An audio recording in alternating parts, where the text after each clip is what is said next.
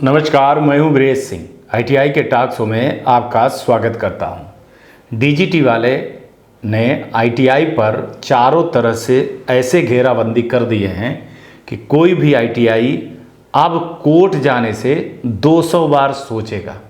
अपने पैर पर प्राइवेट आईटीआई वाले खुद कुल्हाड़ी मार रहे हैं और जिस तरह से ताबड़तोड़ कोर्ट जो है तो डिसीजन दे रहा है ना, तो आईटीआई के लिए कोई रास्ता नहीं बचा है। और ये सारे डिसीजन डीजीटी ने संभाल करके रखे हैं और हर चीज़ में जैसे आप जाओगे तो वहाँ का दिखा देंगे, वहाँ का दिखा देंगे और वहाँ का दिखा देंगे। अब ना तो आपका एडमिशन वाला भी ख़त्म हो गया, अफिलिएशन वाला भी ख़त्म हो गया है, आपका धरना प्रदर्शन जो भी चीज़ें हैं सारे रास्ते कोर्ट ने आपको बंद कर दिए हैं और डीजीटी इस पर जो है तो ताली बजा रहा है और खुश हो रहा है। तो चलिए ये देख लीजिए, ये एक high tech private ITI versus high court का क्या फैसला आया है और इससे आईटीआई पर कितना प्रभाव पड़ेगा। तो चलिए आपको बता रहा हूं कि माननीय उच्च न्यायालय कर्नाटका बेंगलुरु पीठ ने ये हाईटेक आईटीआई बनाम डीजीटी है और इन्होंने रिट याचिका दायर की थी। उसका हिंदी वर्जन करके दिखा रहा हूँ, अगर कोई गलती है तो देखिए कोर्ट से उसका वायलेशन मैं नहीं कर रहा हूँ, है ना। लेकिन जितना मेरे को समझ है उतना हिंदी करके, इसलिए कि आईटीआई वालों के अलावा मैं चाहता हूँ कि लड़के भी जाने, ठीक है ना। तो ये इन्होंने केस किया हुआ था और केस करके ये सारी चीज़ें इन्होंने बताया हुआ था कि क्या क्या चीज़ें हैं, क्या क्या नहीं है, ठीक है ना। हुआ क्या था कि अगर आप इस केस को पूरे को पढ़ेंगे तो आपको पता चलेगा कि आईटीआई की ही कितनी बड़ी गलती थी, ठीक है ना। और इन्होंने एक यहाँ पर देखिएगा कि जारी करके प्रतिवादी संख्या 1 निर्देशित किया जाए कि याचिकाकर्ता कि मूल परिसर को डीजीटी के मानकों के अनुरूप मान्यता प्राप्त प्रदान किया जाए। प्रतिवादी संख्या 3 के द्वारा शैक्षणिक सत्र में 2025-27 के लिए प्रवेश जारी करने की अनुमति रखी जाए। ये 2025-27 की चीज़ों को है, ठीक है ना। इसको बहुत ध्यान से देखिएगा कि क्या क्या चीज़ें हैं। इसमें है कि एनसीवीटी MIS पोर्टल पर याचिकाकर्ता की स्थिति अपडेट करने के तथा अगस्त एवं नवंबर 2025 में प्रस्तावित एनसीवीटी परीक्षा में सम्मिलित करने की अनुमति देने का निर्देश दिए जाए। अब यहाँ पर देखिए क्या कह रहे हैं, जबकि याचिकाकर्ता संस्था ने डीजीटी से औपचारिक संबद्धता प्राप्त किए बिना अपने, यहाँ आप समझिएगा कि डीजीटी से कोई भी संबद्धता मतलब माने पूछे बिना अपने संस्थान को अन्य स्थान पर स्थानांतरित कर दिया, मतलब शिफ्ट कर दिया गया। और ये शिफ्ट कर दिया गया परिणाम स्वरूप, यहां पर अगर आप देख रहे हैं कि परिणाम स्वरूप राज्य निर्देशालय द्वारा याचिकाकर्ता को छात्रों के प्रवेश की अनुमति नहीं दी गई। अब वहां उन्होंने एडमिशन कर लिया लेकिन राज्य सरकार ने साफ साफ मना कर दिया।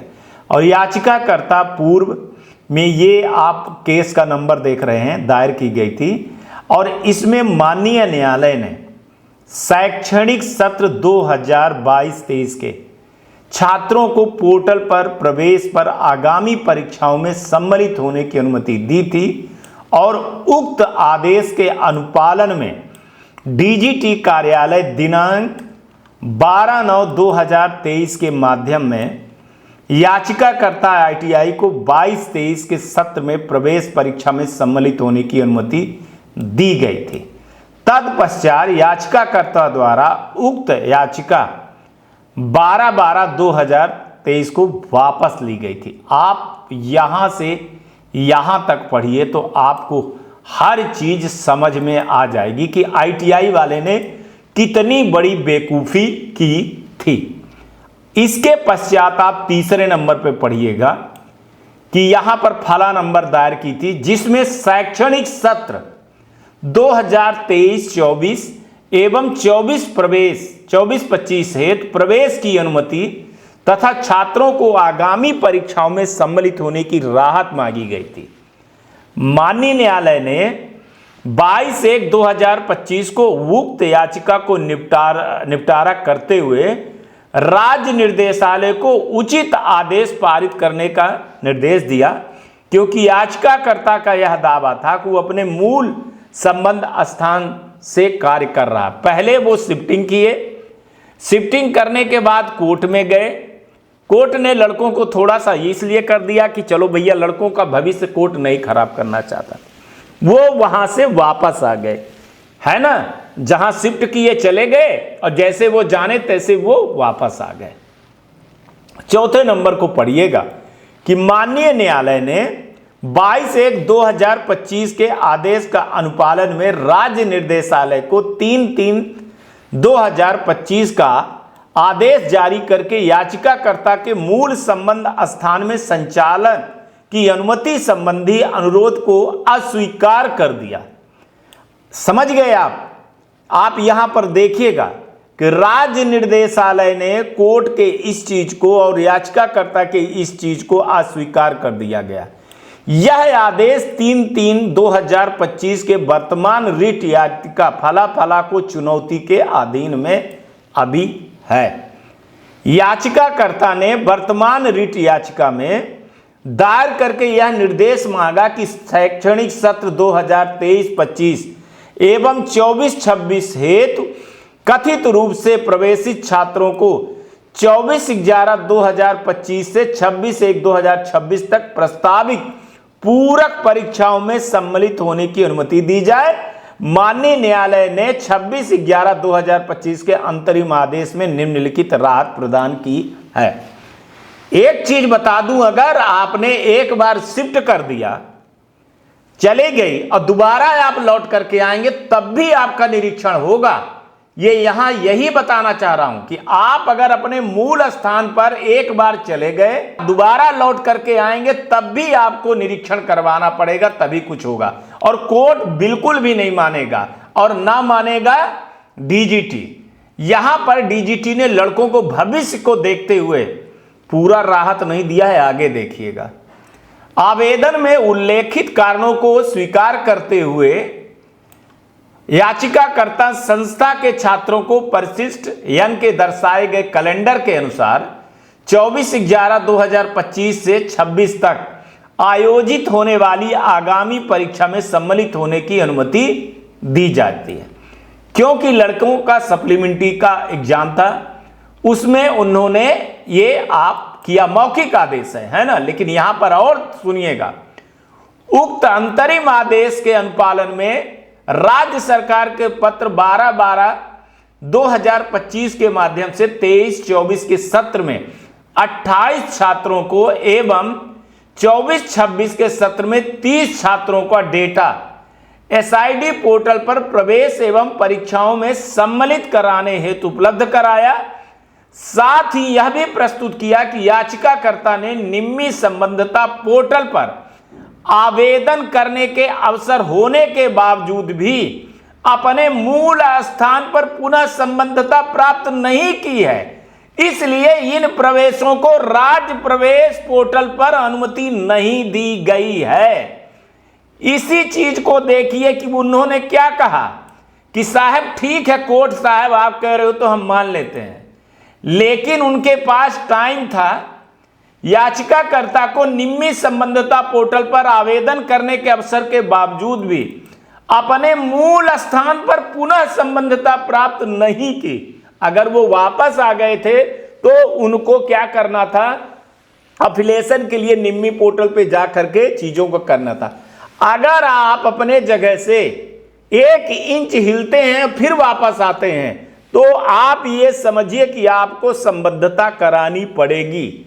डीजीटी उस समय के लिए, उस जगह के लिए देती है, लेकिन अगर आप एक बार हटे और दोबारा आओगे तो आपको बहुत सारी चीजें करनी पड़ेगी। ये सब आईटीआई वालों आंख खोल करके सुन लीजिएगा।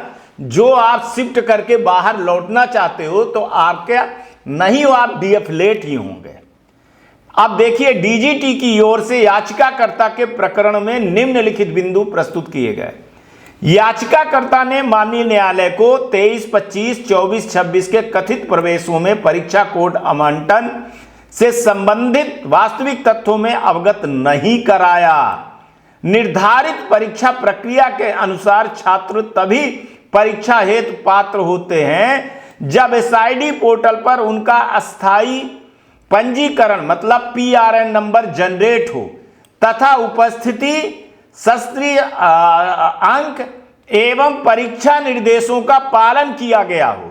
याचिकाकर्ता बिना अनिवार्य प्रवेश प्रक्रिया को पीआरएन नंबर जनरेट के परीक्षा केंद्र कोड आवंटन का मांग कर रहा है। अब यहां देखिए, अगर मान के चलिए कि आपका पीआरएन नंबर नहीं जनरेट हुआ, आपकी उपस्थिति 80% नहीं हुई, सेशनल मार्क नहीं चढ़ाए गए, फीस नहीं काटी गई, परीक्षा के पूरा निर्देशों का पालन नहीं किया है और इसके बिना याचिकाकर्ता जो है तो प्रवेश प्रक्रिया में पीआरएन जनरेट कराने का और परीक्षा केंद्र कोड का आवंटन का मांग कर रहा, तो माने कितनी बड़ी गलती कर रहे थे कि इससे तो जो बचा खुचा था प्राइवेट आईटीआई की इज्जत वो भी इन्होंने धो लिया। अब इसमें बहुत सारी चीजें आ गई, अब एडमिशन आ गया, 80% आ गया, सेशनल मार्क आ गया, परीक्षा का रूल रेगुलेशन आ गया। एक चीज थी शिफ्टिंग की, लेकिन इसमें पूरे आईटीआई का बंटाधार कर दिया, हर केस इसी में आ गया। स्थानांतरण प्रक्रिया के दौरान राज्य सरकार द्वारा याचिकाकर्ता को छात्रों के प्रवेश की अनुमति नहीं दी गई थी।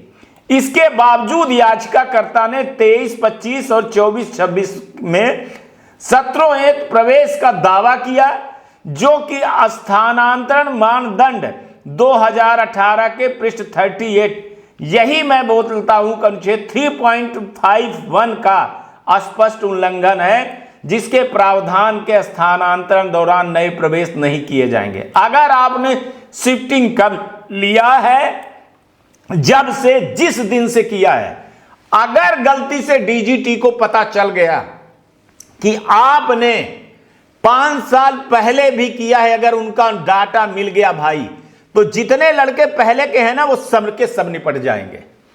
यहां पर देखिए स्पष्ट वो चीज बोल रहे हैं। ये मैं आपको एक हिडन चीज बता रहा हूं, ये तो अभी वो तुरंत का तुरंत था, तो 3.51 जो है ना वो शिफ्टिंग का केस है, वो शिफ्टिंग का केस है, उसका उल्लंघन आप नहीं करोगे। अगर मान लीजिए किसी ने 2020 में मान लीजिए कि शिफ्ट कर दिया और आप किसी को नहीं पता है, डीजीटी को पता चल गया, तो भाई साहब 2020 से जो भी लड़के पास है ना, सबके डिग्री डिप्लोमा पर बड़ा सवाल खड़ा कर देगा डीजीटी, और कोर्ट भी कर देगा। याचिकाकर्ता के पास कोई राज्य का पंजीकरण संख्या नहीं था, वह एसआईडी पोर्टल पर निर्धारित प्रवेश प्रक्रिया का पालन किए बिना परीक्षा कोड आवंटन का मांग कर रहा था। साथ ही राज्य सरकार द्वारा निर्धारित समय सीमा में राज्य प्रवेश पोर्टल पर एसआईडी पोर्टल पर डाटा अपलोड भी नहीं किया। प्रवेश प्रक्रिया राज्य पोर्टल पर एसआईडी पोर्टल एवं परीक्षा सत्यापन की क्रमिक प्रक्रिया है, जिसमें डीजीटी की भूमिका केवल शैक्षणिक कैलेंडर और तकनीकी लिंक उपलब्ध कराने तक सीमित है। यहां पर बहुत सारे लोगों को समझ में आ गया होगा कि जो डेटा चिल्लाते हैं, चढ़ने का टाइम नहीं है, या उसको करने के लिए अब कोर्ट ने यहां पर भी पकड़ लिया है। 2023-25 के सत्र में 28 छात्रों को प्रशिक्षण कैलेंडर पूर्ण हो चुका था। याचिकाकर्ता ने यह छुपा करके माननीय न्यायालय को गुमराह किया, उनका डेटा एसआईडी पोर्टल पर उपलब्ध नहीं है। इस प्रकार से 24-26 के सत्र में 30 छात्रों का डेटा भी पोर्टल पर उपलब्ध नहीं है तथा अगस्त 2000 परीक्षा में आयोजित प्रथम वर्ष की मुख्य परीक्षा के दौरान याचिकाकर्ता ने इस विषय को सुलझाने का कोई प्रयास नहीं किया। माने ये इतने बड़े होशियार थे कि जब भैया आपके साथ में हो गए तो आप एडमिशन लेते चले गए। अब क्या बताऊं, मैं ज्यादा चीज नहीं बोलता हूं, ज्यादा चीज बोलूंगा तभी जो बचा है वो भी चला जाएगा, है ना। जो भी चीजें हैं अभी तो और बहुत सारी आईटीआई के लिए हो जाएगी, इसलिए आईटीआई वालों को सिर्फ हम उतने चीज बता रहे हैं। अब यहां पर यह पुनः दोहराया जाता है कि एसआईडी पोर्टल पर परीक्षा प्रक्रिया क्रमिक है और पीआरएन नंबर जनरेट बिना परीक्षा संभव है ही नहीं है। अगर पीआरएन नंबर नहीं जनरेट हुआ है तो नहीं होगी। तकनीकी कारणों के चल रही परीक्षा प्रक्रिया के मध्य में परिवर्तन संभव नहीं है। तकनीकी कारणों में चल रही परीक्षा की प्रक्रिया में मध्य में परिवर्तन संभव नहीं है। इस शब्द को हर कोई रट लेना, स्क्रीनशॉट ले लेना। तदाप माननीय न्यायालय के अंतरिम आदेश अनुपालन में विशेष प्रावधान किए जाने की आवश्यकता होगी। ठीक है, ये डीजीटी ने बोला। अब माननीय न्यायालय के आदेश के अनुपालन है तो क्या क्या चीजें बोला। 22-24 में जिन छात्रों को पीआरएन नंबर पोर्टल पर जनरेट हो चुका है वो निर्धारित दिशा निर्देशों के अधीन वर्तमान पूरक परीक्षा में सम्मिलित हो सकते हैं। जिनका किनका, यहां पे समझिएगा, उन लड़कों का जिनका पीआरएन नंबर पोर्टल पर जनरेट हो चुका है वहां वो छात्र प्रवेश माने वो छात्र एग्जाम दे सकते हैं। याचिकाकर्ता को 23-25 के सत्र में 28, 24, 26 के सत्र में 30 डेटा अस्थायी रूप से अपलोड करने की अनुमति दी जाती है और डेटा सत्यापन में त्रुटि सुधार में पूर्ण जिम्मेदारी याचिकाकर्ता का होगा ताकि पीआरएन नंबर जनरेट किया जा सके। ठीक है, किसी भी प्रकार के डेटा में अगर गलती होगी, यह स्पष्ट किया जाता है कि सत्र 23-25 एवं 24-26 में सभी प्रवेश पूर्णतः अस्थायी होंगे, समझ गए, और रिट याचिका के अंतिम निर्णय के अधीन रहेंगे। समझ गए, निर्णय नहीं दे रहे हैं, पूरा कह रहे हैं। अभी याचिकाकर्ता को छात्रों को यह लिखित आश्वासन प्राप्त करना होगा कि वे कोई भी अधिकार दावा नहीं करेंगे, इक्विटी होती है वो दायर नहीं करेंगे। वर्तमान परीक्षा चक्र में तकनीकी बाधा होने के कारण पीआरएन जनरेट होने के पश्चात पात्र छात्रों को आगामी नियमित आवश्यक पूरक परीक्षा के चक्र में शामिल हो सकेंगे। अभी और सुनते जाइए। इस कार्यालय के ज्ञापन तिथि में 30 दिनों के भीतर याचिकाकर्ता को, अब देखिएगा यहां पर क्या कंडीशन लगाए हैं। यहां कोर्ट ने कहा भैया सब कुछ कर लोगे, तुम सब कुछ कर लो, हम परीक्षा दिलवा देंगे, लेकिन यहां पर 16वें नंबर को पढ़िएगा कि इस कार्यालय के ज्ञापन की तिथि से 30 दिन के भीतर याचिकाकर्ता को आईटीआई में संयुक्त निरीक्षण किया जाएगा, जिसमें अवरचना मशीनरी प्रशिक्षण की वास्तविक स्थिति की जांच की जाएगी और निरीक्षण रिपोर्ट एएससीए और डीजीटी के समक्ष अंतिम निर्णय हेतु प्रस्तुत की जाएगी।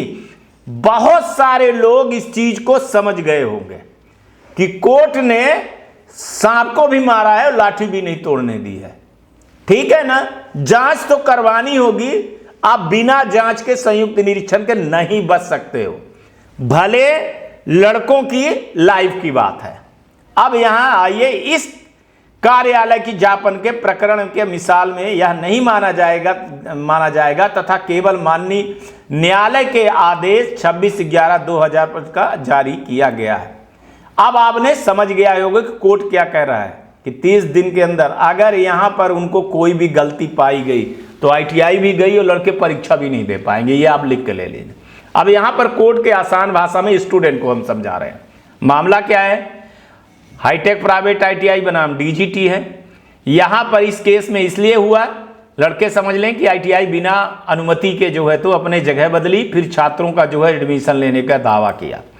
अब आईटीआई की गलती क्या बताई गई, डीजीटी ने दोबारा अफिलिएशन के लिए बिना संस्थान की दूसरी जगह में शिफ्ट कर दिया। मतलब आईटीआई ने डीजीटी से बिना बताए, शिफ्टिंग के दौरान के नियम ये हैं कि नए एडमिशन नहीं लिए जा सकते हैं। फिर भी आईटीआई ने 23 और 25 और 24 और 26 में छात्रों का एडमिशन दिखाया। ठीक है ना, भगवान जाने कैसे दिखाए। कई छात्रों का पीआरएन नंबर जो है तो एसआईडी पोर्टल पर नहीं बना, ये गलती थी। पीआरएन और एसआईडी पोर्टल क्यों जरूरी है? बिना पीआरएन नंबर के कोई छात्र एनसीबीटी की परीक्षा नहीं दे सकता है। पहले स्टेट पोर्टल पर फिर एसआईडी पोर्टल पर पीआरएन नंबर बनता है। इस केस में छात्रों का डेटा पोर्टल पर समय पे अपलोड नहीं किया गया था।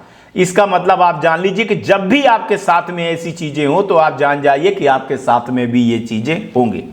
अब कोर्ट ने क्या किया, 26/11/2025 के अंतिम आदेश में कोर्ट ने क्या कहा कि छात्रों का भविष्य खराब नहीं होना चाहिए, इसलिए कोर्ट ने अस्थायी राहत दी। ठीक है ना? कैसे? छात्रों को पूरक परीक्षा मतलब में बैठने की अनुमति दी। यह अनुमति अंतिम फैसला नहीं है, सब कुछ केस के अंतिम निर्णय पर निर्भर रहेगा। वहां आपको थोड़ी सी राहत दी है, लेकिन यह कह दिए हैं कि इसको अंतिम नहीं मानोगे। लेकिन छात्रों को तुरंत परीक्षा क्यों नहीं मिली? क्योंकि पीआरएन नंबर अभी तक जनरेट नहीं हुआ है। चल रही परीक्षा प्रक्रिया में बीच में बदला नहीं जा सकता है प्रक्रियाओं को, इसलिए छात्रों को अगली रेगुलर या सप्लीमेंट्री परीक्षा में मौका मिलेगा। लेकिन यहां भी अभी आप कंडीशन को सुनिएगा। कैसे? अब आईटीआई को क्या करना होगा? आईटीआई को पूरा डेटा एसआईडी पोर्टल पर अपलोड करना होगा। छात्रों से लिखित अंडरटेकिंग लेना होगा कि अगर केस हार गए, यहां आप देखिए कि यहां क्या लिखे हुए हैं, वही बोल रहा हूं मैं कि चीजों में थोड़ी थोड़ी चीजों में जो आप नहीं समझते हैं, क्या लिख रहा है कि छात्रों को लिखित अंडरटेकिंग देना होगा कि अगर केस हार गए तो हम कोई अधिकार नहीं मांगेंगे। ठीक है, ये छात्रों को भी लिखवाना पड़ेगा। तीसरे नंबर में क्या करें कि ज्वाइंट निरीक्षण होगी भाई साहब। बिल्डिंग मशीन और पढ़ाई चल रही थी सही कि नहीं चल रही थी। ठीक है, अब कोई लड़का अगर इसका वो कर दिया ना, चल रही थी कि नहीं, अब कोई लड़का यहां पर कर दिया शिकायत कि नहीं चल रही थी, नहीं था कुछ, तो फिर भगवान है मालिक है। ज्वाइंट निरीक्षण का मतलब है कि सरकारी टीम आकर के देखेगी आईटीआई की सच में पुरानी एफिलिएटेड जगह पर चल रही है या नहीं है, छात्रों को सही ट्रेनिंग मिल रही है या नहीं है। इसके बाद रिपोर्ट वहां सब कुछ देखेंगे, चेक करेंगे, है ना। कई बार जो है तो लोग बचा लेते हैं जगह, पहले कुछ दिखाते हैं बाद में कुछ दिखा, पूरा नक्शा उक्सा सब कुछ देखेगी तभी करेगी। यहाँ छात्रों को ये भी बता दूं, ज़्यादा घबराने की ज़रूरत नहीं है। अभी आपका एडमिशन अस्थायी टेम्परेरी रूप से है, परीक्षा मिलेगी लेकिन पीआरएन नंबर जनरेट करने के बाद अंतिम फैसला कोर्ट करेगा। छात्रों को क्या करना चाहिए? छात्रों को अपने आईटीआई से पीआरएन की जानकारी लेना चाहिए, लिखित में अंडरटेकिंग की कॉपी जरूर रखें, अफवाहों पर विश्वास ना करें। यहाँ पर कोर्ट का फाइनल ऑर्डर आने का इंतजार करें। अगर यहाँ पर कोई आईटीआई वाला कुछ फैला रहा है तो आप ये समझिएगा कि कोर्ट का अंतिम निर्णय जो है तो आने दीजिए। आसान भाषा में मैं आपको समझा रहा हूँ कि कोर्ट छात्रों के साथ है, लेकिन नियम भी जरूरी है। जब तक पीआरएन नंबर और एफिलिएशन पूरी नहीं होगी, परीक्षा अपने आप नहीं हो सकती है। ये आप जब तक ये टीम जाएगी और रिपोर्ट सही देगी तभी होगी, और इस रिपोर्ट पे ही सारी चीज़ें हैं। ये आप कोर्ट का निर्णय देख लीजिए, जो इंग्लिश में है वो मैं आपको दिखा रहा हूँ, आप ये देख लीजिए, ये समझ लीजिए। ये पूरे आईटीआई के लिए, प्राइवेट आईटीआई के लिए, सब के लिए एक मिसाल है, लड़कों के लिए, कि कभी भी अगर शिफ्टिंग होती है तो भाई साहब सोच समझ करके आप लोग नया एडमिशन लीजिए। बाकी आईटीआई की आप जानिए। Back to studio. तो चलिए, स्टूडेंट को भी समझने के लिए मैंने बता दिया, वो भी समझ गए होंगे, आईटीआई वाले भी समझ गए होंगे। अब मेरे को नहीं लगता है कि अगर इससे भी ज़्यादा अब आप लोग और कोर्ट जाओगे तो क्या होगा। कभी भी कोर्ट से आईटीआई नहीं जीत सकती है। मैं ये चीज़ बता रहा हूँ कि सिस्टम को मत बदलिए। सिस्टम को अगर आप बदलने जाएंगे तो सिस्टम आपको बदल देगा इस फैसले से। और जो मैं पहले बताया था कि आईटीआई के लिए कोर्ट में जाना अब दूभर हो गया है। कभी भी प्राइवेट आईटीआई कोर्ट जाएंगे तो मुंह की खाएंगे, बाकी मर्जी आपकी। आप अपने पैर पर कुल्हाड़ी खुद मार रहे हो तो खुद जानिए, या आने वाला समय जो है तो प्राइवेट आईटीआई के लिए कितना खतरनाक हो जाएगा। बाकी मर्जी आपकी है, आपको जो करना है आप वो करिए। आईटीआई आपकी है, मेरा काम है न्यूज़ दिखाना। मैं निश्चित ही न्यूज़ दिखाता रहूँगा और अवेयरनेस करता रहूँगा। आज तक के लिए इतना ही, कराएंगे तो फिर किसी नए मुद्दे पर बात करूँगा। तब तक आप लोग अपना ध्यान रखिए, आसपास सफाई रखिए, बड़े बुजुर्गों का सम्मान करिए, गाड़ी धीरे चलाइए, हेलमेट जरूर पहनिएगा। बाकी जो मर्जी आए वो करिएगा। नमस्कार, जय हिंद, जय भारत।